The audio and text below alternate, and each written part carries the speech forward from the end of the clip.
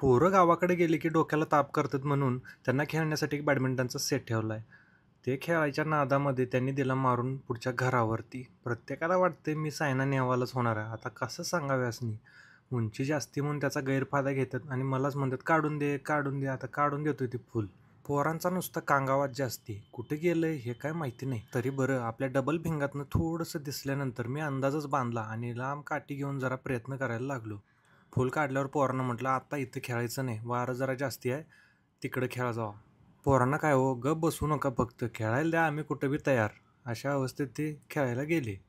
आता खेळायचं कुठं म्हटलं तर लॉकडाऊनमध्ये लाखांनी खर्च करून वडिलांनी बांधलेल्या पुलावरती पोरांना म्हटलं खेळा इथं. आणि अंपायर कोण? आदरणीय आजोबा. आता आमचे भाचे लागले खेळायला.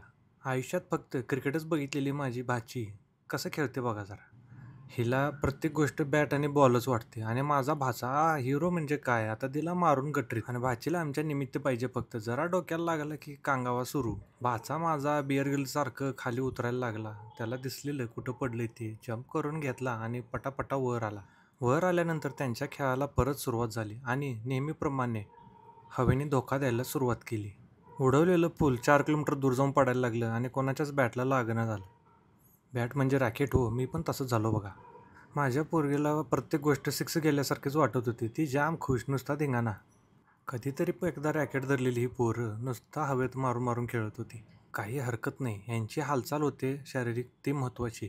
कसं तरी खेळू देत, काहीतरी खेळू देत, पण बसून टी व्ही बघत बसण्यापेक्षा हे केलेलं बरं आहे. आता परत माझ्या भाच्याने मारून दिलं गटरीमध्ये.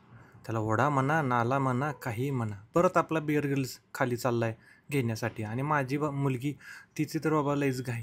ती म्हणते मी पण येते, मी पण. तिला म्हटलं जरा गप थंड थांब वरती, उगाच आगाऊपणा करू नको, काहीतरी व्हायचं आणि घसरून बिसरून पडायची. आता बदली खेळाडू यायची अशी अपेक्षा. आता माझी मुलीला जर खेळायचं असेल तर बसवायचं कोणाला, हा गहन प्रश्न पडला. तर सरतेशेवटी मोठा दादा म्हणून माझ्या भाच्याला बसवावं लागलं. आता दोघी भावी सायना नेहवाल कामाला लागलेले आहेत आणि बघूया आता एकीच्या तरी रॅकेटला लागतं की नाही. आता ही मारायची पद्धत बघा, एक नंबर. क्रिकेटमधल्या बॉलबॉयसारखं भाचा माझा बसून नुसता बघतोय, इथं पडलेलं आणून दे, तिथं पडलेलं आणून दे, किंवा उड्यात मारलेलं काढून दे, ह्याच उद्योग करत बसलेला. छान वातावरण झालं होतं, पोरांनी छान खेळता येत होतं, त्यातच आनंद. माझंही वर्क फ्रॉम होम चालू होतं, नाही सॉरी, वर्क फॉर होम चालू होतं, चालूच आहे आपलं. आता माझी मुलगी बघा कशी मारते. आता भावी सायना नेहवालने घेतलेला आहे रॅकेट आणि दिलेला आहे मारून ओढ्यामध्ये. आता काय करायचं, परत आपला बेअर ग्रिल्स, चल रे बाबा, पळ पळ पळ पळ, खाली जा, घेऊन ये. आणि माझी मुलगी डायरेक्शन द्यायला, खाली दा, हळू दा, पडशील दादा. ह्याला पण फुल टाईमपास कसं टाकतोय बघा, बघा हवा नुसता. आता दोघींमध्ये सर्व्हिस कोण करणार याच्यावरनं स्पर्धा. तरी बरं एकामेकीला सांभाळतात, ते महत्त्वाचं आहे. बरं आहे यांच्या नशिबात बॅडमिंटनचे रॅकेट तरी आहेत, नाहीतर आमच्या नशिबात नुसता फाळकूटच होते. गावातल्या सुताराकडे जायचं एक फाळकूट घेऊन, त्याला काहीतरी द्यायचं, जरा भाजीपाला वगैरे, मिरच्या वगैरे, आणि म्हणायचं बाबा ह्याची जरा बॅट करून दे. ते द्यायचा बॅट करून. आणि 10 रुपयाचा BRI बॉल, त्यावेळी तर तो 10च्या पण कमीच होता, 8-9 रुपयाला यायचा.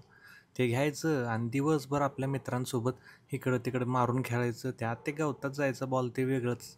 आता जर झूम इन करून सर्व्हिस बघा कसं झालं. हा क्रिकेट, हॉकी सगळं मिक्स, सुट्टी नॉट. आता बदली खेळाडू विश्रांतीनंतर आलेला आहे खेळायला. बघूया काय करतात तिघं बी मिळून.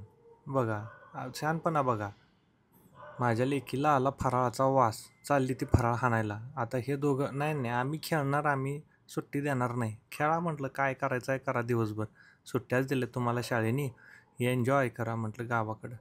चांगलं आहे लहान मुलांना गावाकडं वातावरण.